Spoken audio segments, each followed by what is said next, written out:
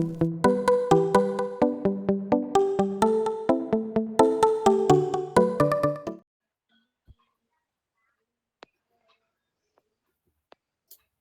Bapak Ibu, sebelum kita memulai, alangkah baiknya kita berdoa bersama-sama, berdoa dalam hati, mulai. Bismillahirrahmanirrahim.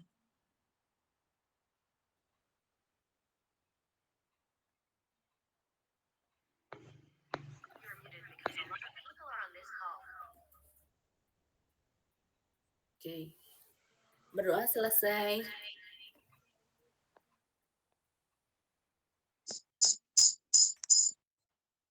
Baik Bapak Ibu, saya Assalamualaikum warahmatullahi wabarakatuh. Waalaikumsalam warahmatullahi wabarakatuh. Terima kasih untuk kehadiran Bapak Ibu menyempatkan waktu dalam forum diskusi kita pada malam hari ini.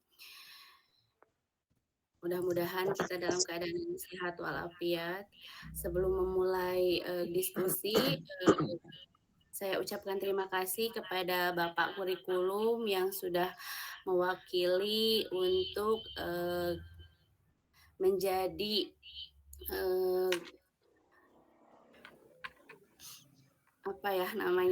sebagai pimpinan kita dalam forum diskusi ini. Mungkin sebelum lanjut saya untuk memaparkan diskusi, saya mau mempersilahkan Bapak Kurikulum untuk memberi sedikit sambutan untuk kami agar kami termotivasi selalu untuk lebih baik dan kedepannya mempunyai hal-hal yang positif sesuai presentasi kali ini tentang budaya positif. Waktu dan tempat saya persilahkan. Yes, baik. Assalamualaikum warahmatullahi wabarakatuh. Waalaikumsalam warahmatullahi wabarakatuh. Selamat malam untuk Bapak Ibu semua, dan mohon maaf ya, ini mungkin mengganggu waktunya, mengganggu waktu Bapak Ibu semua yang lagi istirahat atau mungkin yang lagi makan dan sebagainya ya. Malam hari ini kita akan ada sebuah diskusi ya, di mana diskusi ini mungkin ini adalah salah satu rangkaian dari CGP ya, kegiatan dari CGP yang terkhusus untuk Bude Irma Rianti sebagai anggota CGP dari sekolah kita ya, dari SMK Nasional Jatiwangi. Dan pada pemaparan malam hari ini mungkin bentuknya akan lebih banyak diskusi ya, Bude Irma ya. Nanti apa-apa yang dipaparkan oleh Bude Irma Rianti, semoga ada hal-hal positif yang bisa kita ambil atau mungkin bahkan yang bisa kita terapkan langsung di sekolah kita ya, di SMK Nasional Jatiwangi ini. Tentu saja hal-hal yang akan dipaparkan oleh Bude ini mengenai designasi budaya positif ini mungkin beberapanya bisa kita terapkan langsung gitu ya. Dan kepada Bapak Ibu semua yang saat ini hadir pada malam hari ini, mohon bantuannya ya, dan mohon disimak dengan baik-baik apa-apa yang dipaparkan oleh Bude Irma Rianti ini. Mungkin itu saja sedikit sambutan dari saya, kurang lebihnya mohon maaf. Assalamualaikum warahmatullahi wabarakatuh. Baik, terima kasih Bapak Kurikulum telah memberi sambutan kepada kami. Selanjutnya kita akan memulai diskusi yang diawali dengan mari kita senyum selama 30 detik. Senyum terindahnya, cheese. Mana senyumnya? Bentar untuk semua. Bentar. Oke. Awali diskusi ini dengan senyuman indah Bapak Ibu ya, biar nanti aura positifnya lebih terlihat. Baik, lanjut. Terima kasih untuk senyuman terindahnya Bapak Ibu. Baik, kita lanjut lagi. Jelas Bapak Ibu? Jelas Bude. Jelas. Oke. Nah, sebelum kita memulai pemaparan tentang diseminasi budaya positif, alangkah baiknya di forum ini kita membuat kesepakatan. Kesepakatannya untuk apa sih Bapak Ibu? Sama halnya saat kita membuat suatu aturan gitu ya. Harus ada hal-hal yang memang kita sepakati biar diskusi ini berjalan dengan tertib. Nah, saya sudah contohkan di presentasi kesepakatan kita itu satu, menghargai siapapun. Betul ya Bapak, sepakat ya? Nomor 1, disetujui menghargai siapapun. Kemudian yang keduanya menjadi pendengar yang baik. Nah, boleh selanjutnya boleh dari Bapak Ibu. Apa kira-kira? Baik, Bu Anissa, silakan. Mengacungkan tangan saat akan bertanya. Ya, betul. Bagaimana Bapak Ibu? Kita tulis. Setuju. Setuju. Setuju. Mengacungkan tangan saat akan bertanya. Kemudian apa lagi Bapak Ibu? Ya. Boleh. Enggak, Bu Gilang. Mematikan mikrofon ketika tidak diberikan kesempatan untuk bicara. Oke. Yang Bapak Ibu sepakat ya? Mematikan Sepakat. mikrofon saat tidak sedang berbicara, begitu ya Bu? Sedang tidak diizinkan berbicara.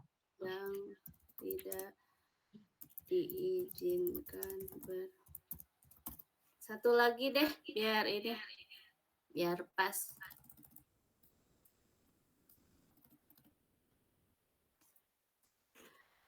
Meminta izin saat ke belakang ya Bapak Ibu, di chat kita boleh, nggak usah mengacungkan tangan, tapi di chat bisa ditulis jika Bapak Ibu akan izin ke belakang. Boleh Bapak Ibu saya tulis? Boleh, silakan.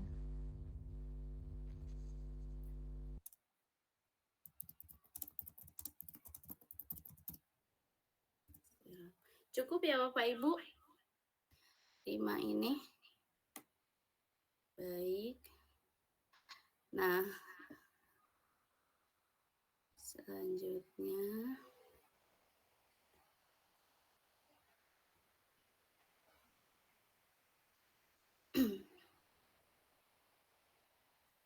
saya akan memaparkan lagi judul. Jelas Bapak Ibu? Untuk presentasinya jelas? Jelas. Gimana? Screen kan? Zoom. Gimana Pak Rega? Zoom-nya agak dikecilkan. Ini? Cukup? Jelas tapi Bapak Ibu? Jelas. Oke. Jelas. Oke, diskusi kali ini kita akan membahas tentang diseminasi budaya positif. Apa sih budaya positif itu? Nah, sebelum ke budaya positif sendiri, ada pertanyaan pematik. Pertanyaan pematik itu untuk menggali awal kita sebelum kita tahu apa sih budaya positif tersebut gitu. Apakah Anda setuju dengan pernyataan ini? Hukuman dapat mendisiplinkan anak. Setuju nggak Bapak, Ibu?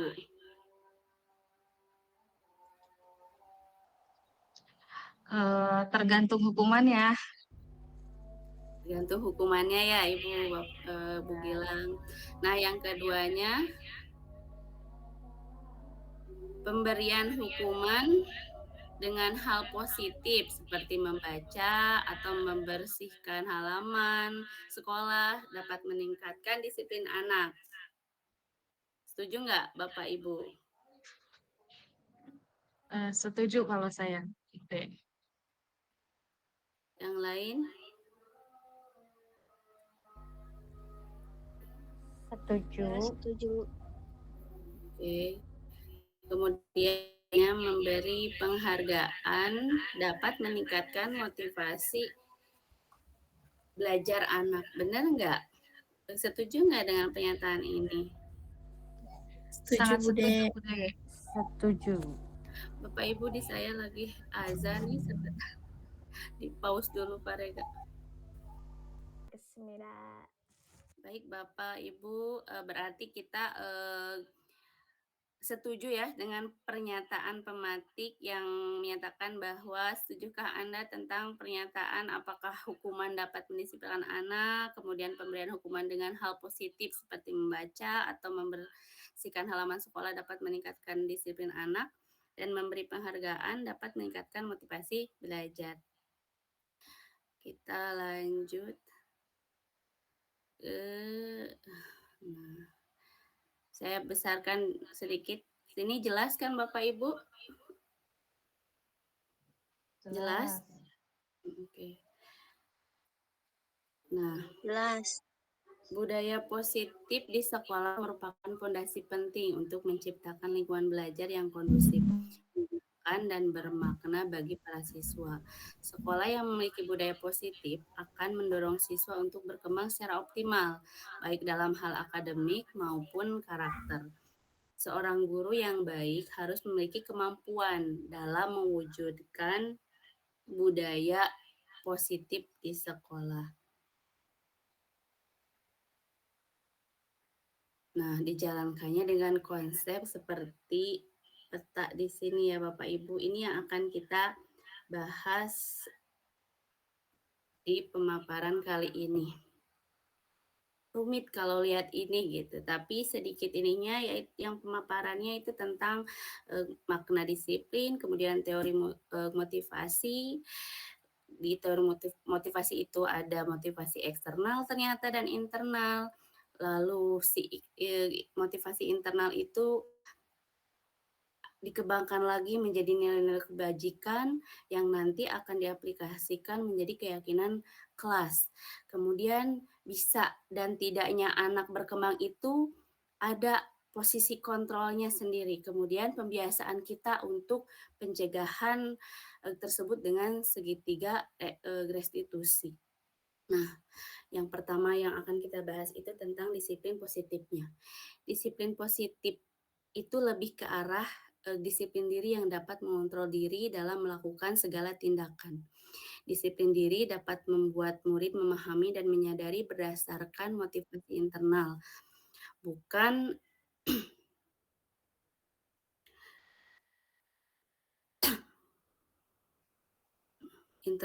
akibat paksaan, pujian, ataupun hukuman. Kemudian, disiplin positif merupakan suatu cara penerapan disiplin yang mengajarkan anak bertanggung jawab dan menumbuhkan kesadaran diri berdasarkan nilai-nilai kebajikan yang tadi di peta konsep di awal. Kemudian Yang selanjutnya motivasi perilaku manusia. Motivasi perilaku manusia itu ada 3, Bapak Ibu. Yang 1, 2 itu masuk ke motivasi eksternal. Saya jelaskan sedikit. Ada 3 motivasi perilaku manusia. Yang pertama, untuk menghindari ketidaknyamanan atau hukuman. Ini adalah tingkat terendah dari motivasi perilaku manusia. Biasanya orang yang memotivasi perilakunya untuk menghindari hukuman atau ketidaknyamanan akan bertanya, apa yang akan terjadi apabila saya tidak melakukannya? Sebenarnya mereka sedang menghindari permasalahan yang mungkin muncul dan berpengaruh pada mereka secara fisik, psikologi, maupun tidak terpenuhnya kebutuhan mereka bila mereka tidak melakukan tindakan tersebut. Nah, itu masuk ke motivasi yang bersifat eksternal. Begitupun yang kedua, untuk mendapatkan imbalan atau penghargaan dari orang lain. Satu tingkat di atas motivasi yang pertama untuk yang kedua ini. Di sini orang akan berperilaku untuk mendapatkan imbalan atau penghargaan dari orang lain. Orang dengan motivasi ini akan bertanya, apa yang akan saya dapatkan apabila saya melakukannya? Mereka melakukan sebuah tindakan untuk mendapatkan pujian dari orang lain yang menurut mereka penting dan mereka letakkan dalam dunia berkualitas mereka. Mereka juga melakukan sesuatu untuk mendapatkan hadiah, pengakuan atau imbalan. Motivasi ini juga masuk ke atau bersifat eksternal. Nah, yang ketiga, untuk yang ketiga ini untuk menjadi orang yang mereka inginkan dan menghargai diri sendiri dengan nilai-nilai yang mereka percayai. Orang dengan motivasi ini akan bertanya, akan menjadi orang yang seperti apa apabila saya melakukannya. Mereka melakukan sesuatu karena nilai-nilai yang mereka yakini dan hargai. Dan mereka melakukannya karena mereka ingin menjadi orang yang melakukan nilai-nilai yang mereka yakini tersebut. Ini adalah motivasi yang akan membuat seseorang memiliki disiplin positif. Karena motivasi berperilakunya bersifat internal. Jadi yang kita akan bahas ini yang ketiga. Kalau yang pertama dan kedua ini kan jelas motivasinya karena dorongan dari orang lain. Kalau yang ketiga ini dorongan dari diri sendiri. Bapak Ibu kalau suara saya tidak jelas tolong diberitahu ya. Lanjut ke nilai-nilai kebajikan tadi. Tidak terlepas kalau kita ingin memotivasi atau mempunyai perilaku yang internal tadi, kita harus menumbuhkan nilai-nilai kebajikan.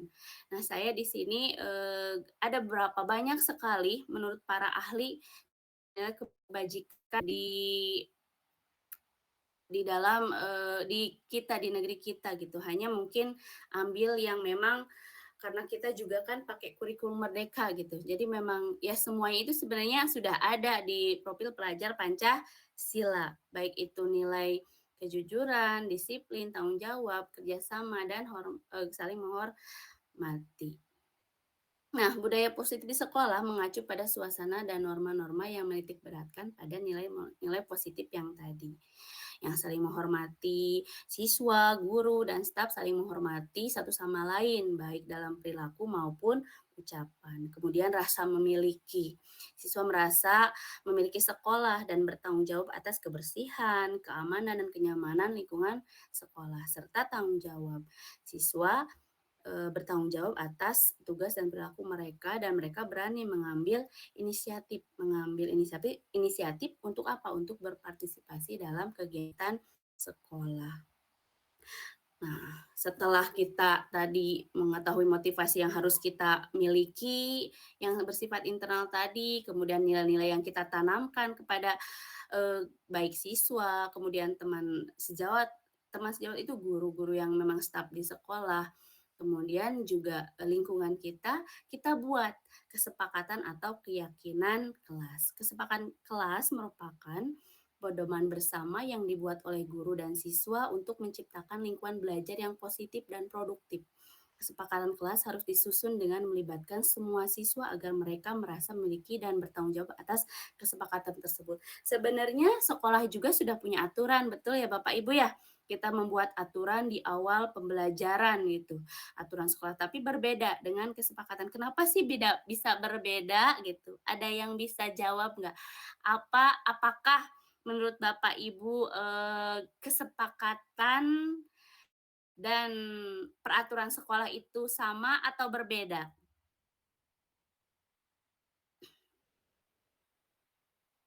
Boleh ada yang mau menjawab?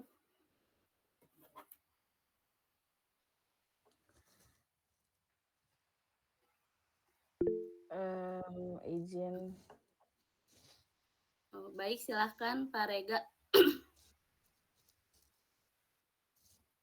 Ya, menurut saya untuk kesepakatan kelas ini memang itu tergantung dari guru itu ya, kalau menurut saya.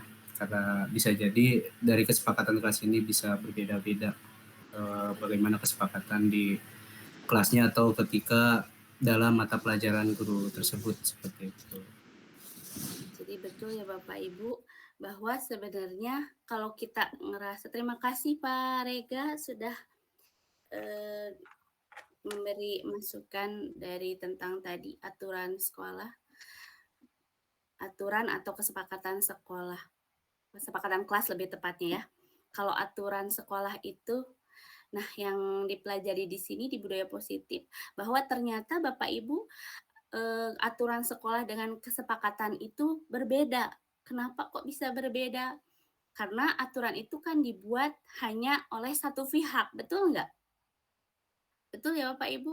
Oleh katakanlah oleh sekolah dan harus diikuti oleh setiap staf di sekolah tersebut atau oleh siswa yang memang bersekolah di sekolah tersebut. Berbeda dengan keyakinan atau kesepakatan kelas. Kesepakatan kelas itu merupakan pedoman bersama yang dibuat oleh guru dan siswa untuk menciptakan lingkungan belajar yang positif dan produktif. Kesepakatan kelas harus disusun dengan melibatkan semua siswa agar mereka merasa memiliki dan bertanggung jawab atas kesepakatan tersebut. Sebenarnya ini kesepakatan bisa di sekolah juga gitu, hanya mungkin lebih dikerucuti saja karena kan budaya positif ini memang kita mulai dari diri kita kemudian kita aplikasikan kepada kelas. Kenapa di kelas ya? Karena memang kita sebagai guru ya patokan kita itu ya siswa kita punya budaya yang positif gitu. Nah, apa saja sih langkah untuk memulai kesepakatan kelas tersebut? Yang pertama,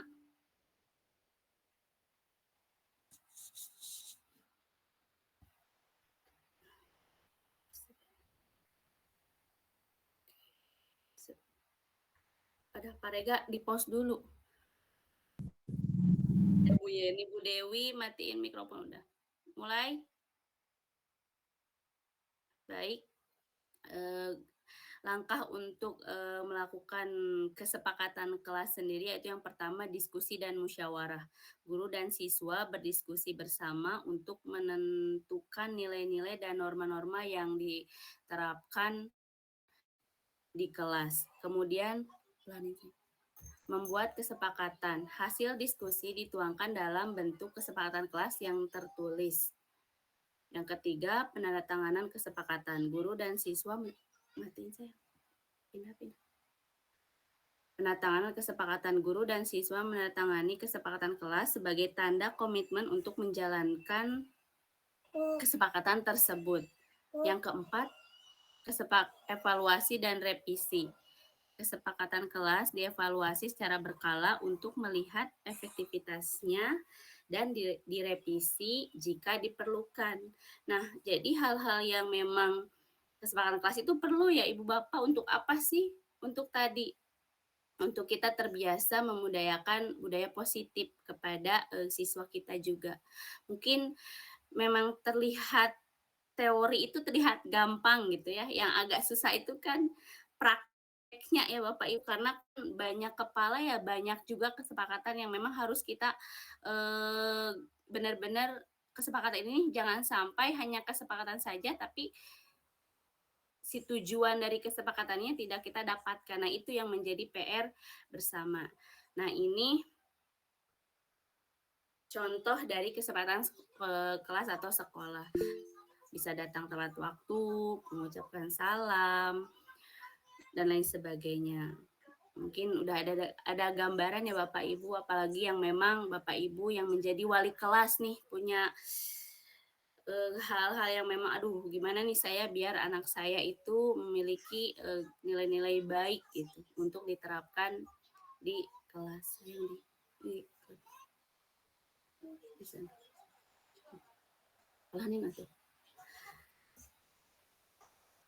Nah, setelah keyakinan kelas itu kita sepakati, lalu lanjut ke kebutuhan dasar manusia. Bapak Ibu, kita sering ngerasa kesel, marah gitu ya ke anak kita karena hal-hal yang mereka lakukan. Padahal sebenarnya kenapa seseorang bisa melakukan hal tersebut? Karena kebanyakan atau seringnya kita menemukan bahwa ternyata manusia itu mempunyai kebutuhan, dan saat seseorang melakukan tindakan yang tidak sesuai dengan yang diharapkan, bisa jadi kebutuhan dasarnya tidak terpenuhi. Nah, kita contohkan dalam kasus ya Bapak Ibu.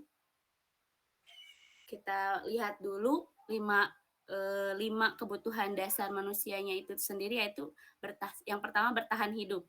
Yang kedua, kasih sayang dan rasa diterima. Kemudian penguasaan, keempat kebebasan, kemudian kelima kesenangan. Yang merupakan kebutuhan dasar manusia, insya Allah yang kalau sudah terpenuhi, sepertinya mereka akan membudayakan budaya positif mereka atau kepribadian positif mereka gitu ya. Diharapkannya seperti itu.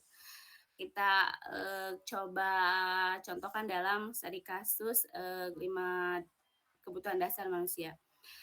Kasusnya yaitu Ibu Julaika, guru wali kelas 10 sedang bingung menghadapi ulah salah satu murid di kelasnya Tommy. Beberapa anak telah mengeluhkan Tommy yang seringkali meminta bekal makan siang mereka dengan paksa. Jika Anda menghadapi situasi seperti Ibu Zulaika, apa yang akan Anda lakukan? Menurut Anda, kira-kira apa alasan Tommy melakukan hal tersebut? Gitu. Nah, ada 5 alasan. Karena kebutuhan manusia itu tadi ada 5, jelas ada 5 alasan kenapa Tommy melakukan hal tersebut. Alasan pertama yaitu karena ia lapar dan orang tuanya tidak membawakan bekal makan siang. Maka kebutuhan dasar yang sedang berusaha dipenuhi oleh Tommy adalah kebutuhan untuk bertahan hidup. Alasan yang kedua karena dia merasa senang temannya jadi memperhatikan dia. Ketika temannya melaporkan tindakannya itu pada gurunya dan gurunya memberitahu orang tuanya, sehingga orang tuanya jadi memperhatikan dia. Maka kebutuhan dasar yang sedang dipenuhi oleh Tommy adalah kebutuhan akan kasih sayang dan rasa diterima. Alasan yang ketiga, karena temannya jadi takut dengan dia dan menuruti keinginannya. Maka sebetulnya Tommy sedang berusaha memenuhi kebutuhan dasarnya. Akan apa? Akan kekuasaan. Nah, alasan yang ketiga atau kebutuhan dasar yang keempat, karena dia merasa bosan dengan bekal makanan yang dibawakan ibunya dari rumah. Karena ibunya selalu membawakan bekal yang sama. Oleh karena itu, dia ingin mencoba makanan teman-temannya yang beraneka ragam. Maka Tommy sedang berusaha memenuhi kebutuhannya akan kebebasan. Nah, yang terakhir, alasan Tommy melakukan hal tersebut karena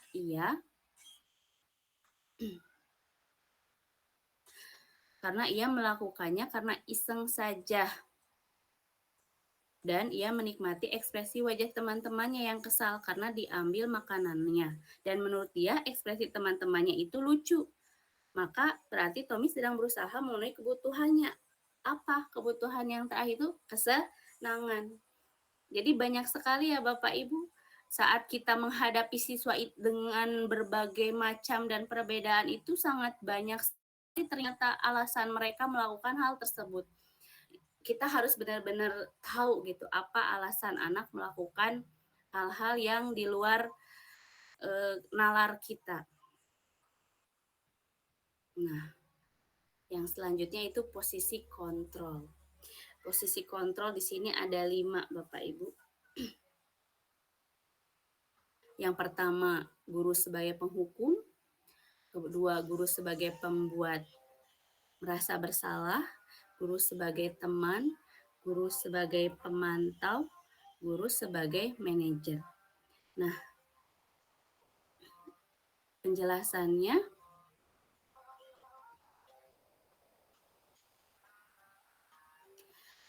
saat guru menjadi penghukum, seorang penghukum bisa menghukum, bisa menggunakan hukuman fisik maupun verbal.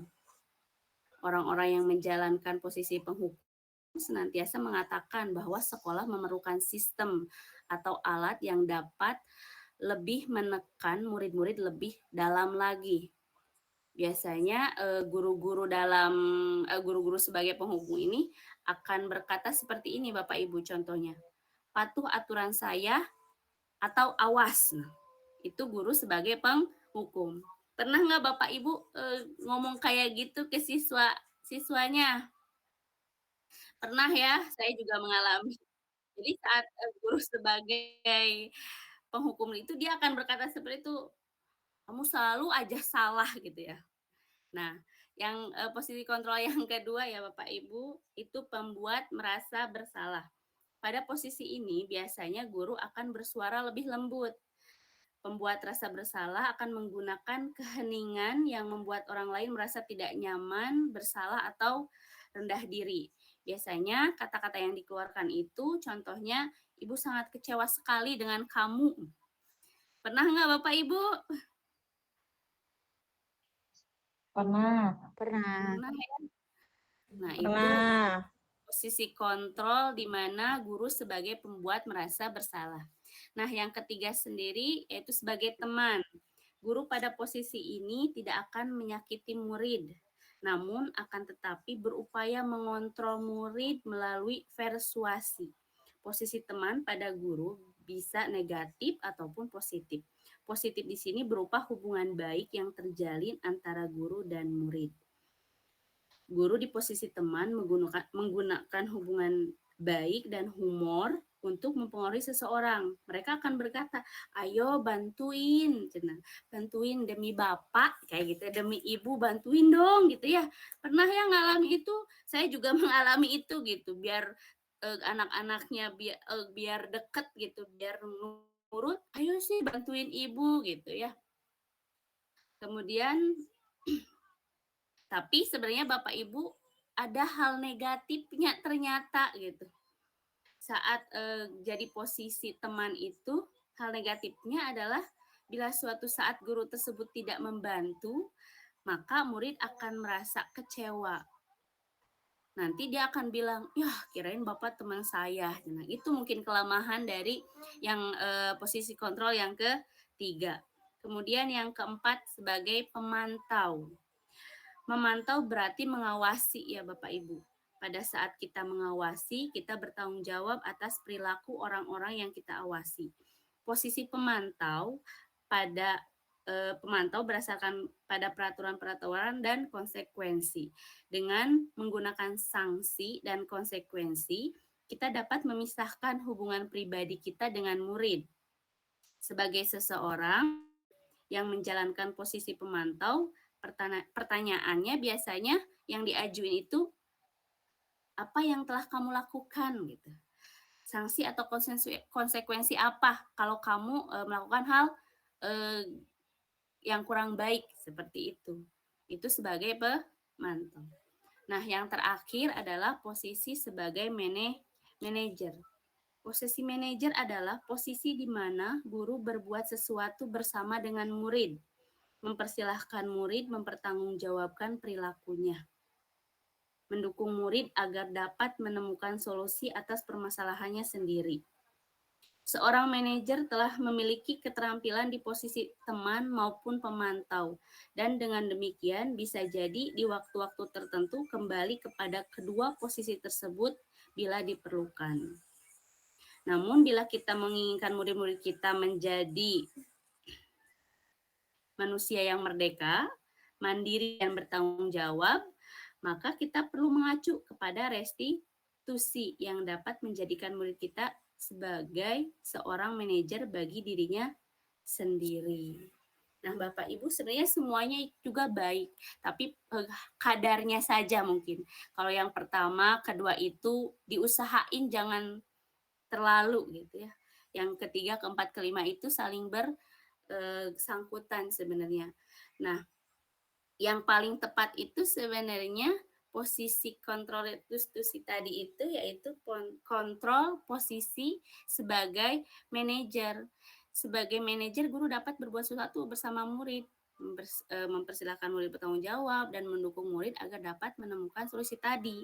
Selain itu, posisi manajer mengacu pada restitusi yang akan kita jelaskan di bawah ya Bapak Ibu sebagai manajer bagi diri sendiri sehingga dapat tercipta identitas positif pada diri murid. Jadi yang kita akan bahas itu sebenarnya itu di posisi manajer karena dia bisa mengontrol tindakan siswa. Kontrolnya bukan kita yang mengontrol ya, tapi siswanya itu menemukan jati diri sendiri. Nah, ini dia segitiga restitusi. Apa sih restitusi itu? Restitusi adalah proses menciptakan kondisi bagi murid untuk memperbaiki kesalahan mereka. Juga proses kolaborasi yang mengajarkan murid untuk mencari solusi untuk masalah dan membantu murid berpikir tentang orang seperti apa yang mereka inginkan dan bagaimana mereka harus memperlakukan orang lain.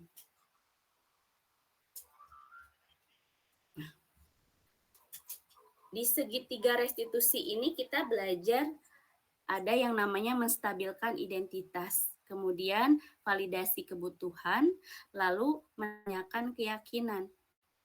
Kan tadi di pengertiannya juga menciptakan kondisi bagi murid. Nah, kondisi seperti apa sih yang kita ciptakan?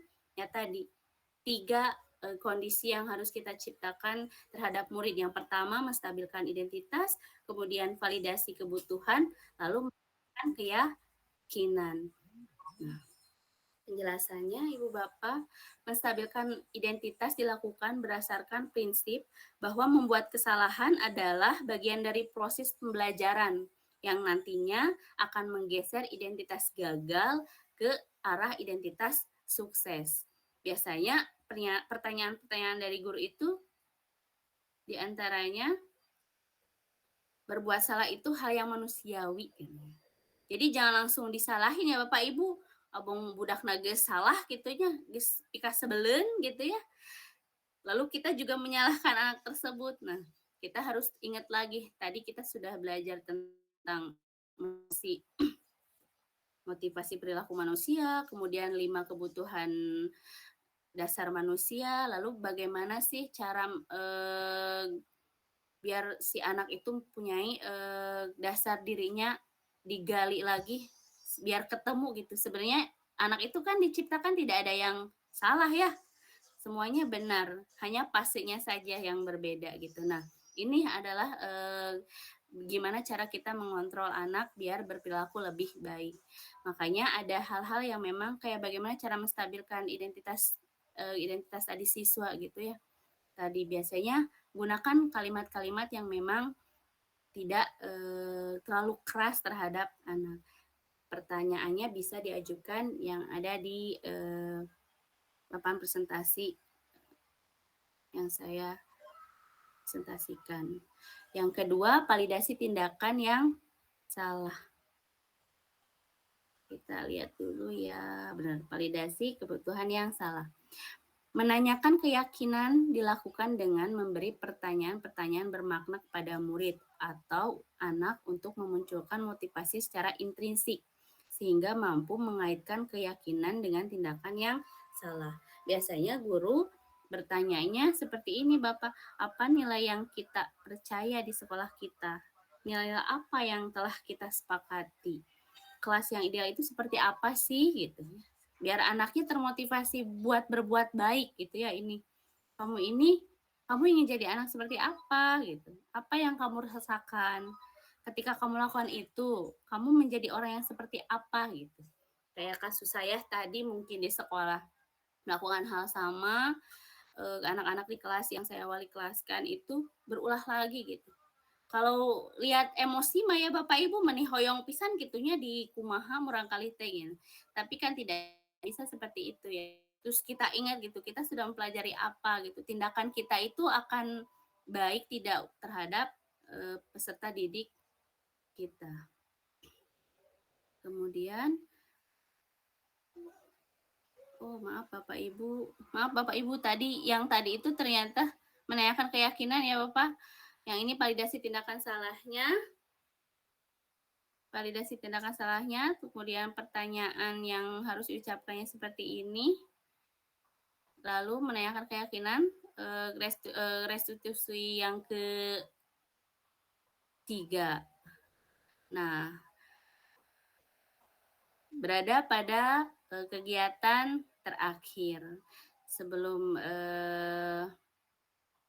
refleksi, kita simpulkan dulu ya Bapak Ibu. Budaya positif di sekolah merupakan investasi jangka panjang yang sangat penting untuk menciptakan lingkungan belajar yang kondusif, menyenangkan, dan bermakna bagi siswa. Untuk membangun dan memelihara budaya positif di sekolah, diperlukan komitmen dan kerjasama dari seluruh warga sekolah, termasuk guru, kemudian staf siswa, beserta orang tua. Kemudian komunikasi yang terbaik, membangun komunikasi yang terbuka dan saling menghargai antar guru, siswa, dan orang tua. Kemudian kreativitas dan inovasi, menciptakan kegiatan yang inovatif dan kreatif untuk menanamkan nilai-nilai positif kepada siswa. Yang terakhir, dukungan dan motivasi, memberikan dukungan dan motivasi kepada siswa untuk mencapai potensi terbaik mereka. Diawali dari siapa Bapak Ibu? Kita sebagai pendidiknya. Kalau kita memotivasi siswa tapi kitanya tidak ada motivasi juga agak susah ya Bapak Ibu. Harus semuanya stakeholder-nya harus bersatu gitu. Dari nanti jajarannya Bapak kurikulum, memantau Bapak Ibu gurunya, kemudian kita sebagai satu timnya juga punya satu visi misi yang sama, mewujudkan budaya positif di sekolah kita. Nah, untuk refleksinya dari pemaparan tadi, sebelum kita tanya jawab dulu aja ya Bapak Ibu. Ada yang boleh kita sharing aja, mungkin bukan tanya jawab ya, karena kita sama-sama pengajar, mempunyai kelebihan dan kekurangan. Mungkin dari pemaparan tadi ada yang mau ditanyakan atau ditambahkan apa dari Bapak dan Ibu?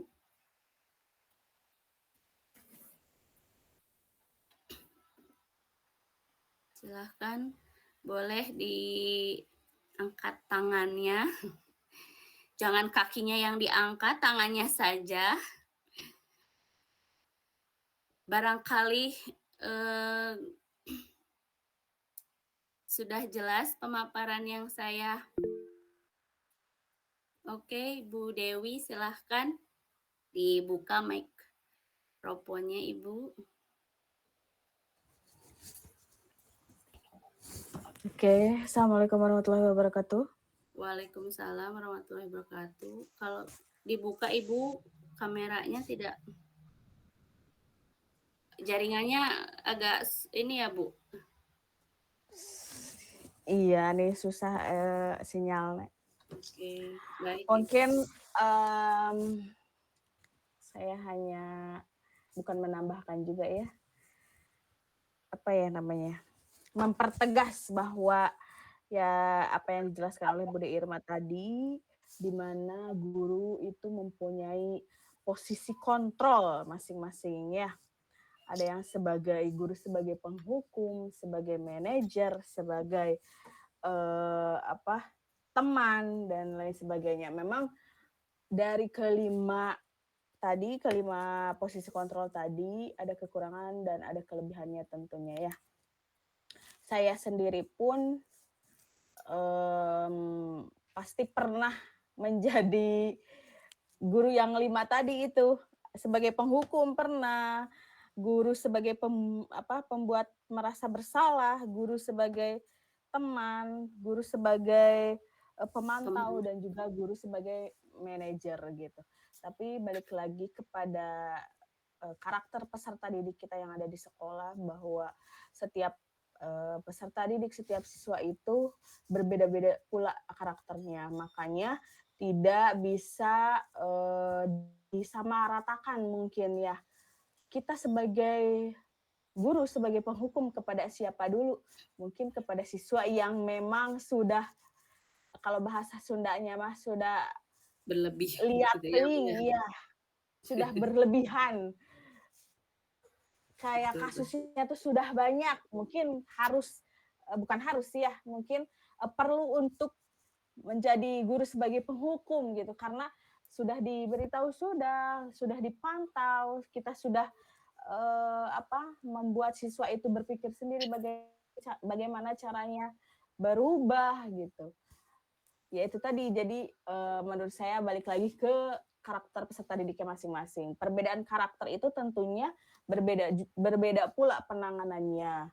Ya saya ikut Zoom ini jadi tahu, oh berarti saya udah pernah jadi kelima-limanya nih guru di sini ya. Di posisi kontrol, restitusi ini ternyata sudah pernah semuanya gitu. Tidak selalu baik, tidak selalu jadi teman bagi siswa kita semua gitu. Itu saja mungkin Bude Irma, sedikit menambahkan dari saya. Terima kasih atas ilmunya, sangat bermanfaat sekali. Terima kasih. Assalamualaikum warahmatullahi wabarakatuh. Waalaikumsalam warahmatullahi wabarakatuh. Terima kasih Bu Dewi. Betul-betul sekali Ibu. Memang pasti kita kelimanya itu sudah pernah gitu. Mungkin di budaya positif ini yang memang ditekankan kepada guru itu, usahakan nih guru teh jadi manajer. Memang betul, karena kita tidak bisa adil itu sama ya, karena anak itu mempunyai karakter yang berbeda gitu. Jadi semoga memang kita semua yang ada di sini bisa menjadi guru yang hebat, bisa memanajerkan siswa kita gitu ya. Benar-benar posisi di mana adil itu tidak harus sama gitu ya. Kalau adil harus sama agak susah juga ya. Gimana atuh membedakan kami sebagai guru dengan Bapak kurikulum gitu kan, itu udah berbeda ya Bapak ya. Itu sudah berbeda gitu. Jadi adil itu tidak harus sama gitu. Nah, terima kasih Bu Dewi yang sudah menambahkan dari pemaparan saya. Nah, terakhir ya Bapak Ibu, kita coba refleksi. Saya mau tahu gitu. Ada 3 refleksi yang saya buat gitu. Yang bisa Bapak Ibu jawab langsung, tapi saya mohon untuk Bapak Ibu bisa menjawab semua refleksi atau umpan balik saya di chat saja ya Bapak Ibu. Saya minta 2 orang aja deh yang buat ngomong gitu. Nah, untuk yang lainnya di chat saja. Nomor 1, hal baru apa yang mengubah paradigma saya yang saya dapatkan dari forum diskusi ini. Kemudian perasaan apa yang muncul selama mengikuti sesi diskusi ini. Dan yang ketiga, setelah mengetahui budaya positif, apa yang ingin saya terapkan di sekolah. Saya minta 2 orang, mungkin perwakilan dari guru, kemudian Bapak kurikulum kita untuk merefleksi 3 pertanyaan dari saya. Nah, yang lainnya mungkin saya minta untuk di chat saja Bapak Ibu, diketik untuk umpan baliknya untuk saya jadi dokumentasinya saja. Silahkan untuk perwakilan gurunya dulu deh, 1 orang. Oh, mau Bapak kurikulum dulu. Oh, Bu Gilang dulu ya Bapak ya. Silakan. Silakan. Assalamualaikum warahmatullahi wabarakatuh. Waalaikumsalam warahmatullahi wabarakatuh. Izin ya Bapak Ibu untuk menyampaikan refleksi atas materi yang sudah disampaikan. Yang pertama itu hal baru apa yang mengubah paradigma saya yang saya dapatkan. Nah, ya sesuai tadi ya, yang sudah disinggung oleh Bu Dewi juga mengenai posisi kontrol restitusi ya. Nah, ternyata di posisi kontrol restitusi ini kita dapat mendidik siswa agar bertanggung jawab atas segala tindakannya gitu. Menerapkan posisi itu bisa membantu siswa juga tumbuh menjadi individu yang mandiri dan bertanggung jawab tentunya. Karena kita bisa memposisikan diri gitu sebagai guru. Yang kedua, perasaan apa yang muncul selama mengikuti sesi diskusi ini? Mungkin sangat senang ya karena materinya benar-benar merubah paradigma saya mengenai cara ya mendidik siswa gitu. Nah, untuk yang ketiga, setelah mengikuti budaya positif apa yang ingin setelah mengikuti budaya positif apa yang ingin saya terapkan di sekolah, mungkin budaya positif yang akan saya terapkan di sekolah itu lebih ke komunikasi terbuka antara saya dengan siswa agar terjalin hubungan yang baik dulu. Baru nanti ketika saya sudah melakukan komunikasi terbuka mengenai apa yang peraturan-peraturan apa yang harus dipatuhi oleh siswa, ketika siswa itu melanggar ya itu konsekuensi karena dari awal saya sudah menyampaikan, sudah memberikan komunikasi terbuka terhadap siswa gitu. Mungkin itu saja refleksi dari saya.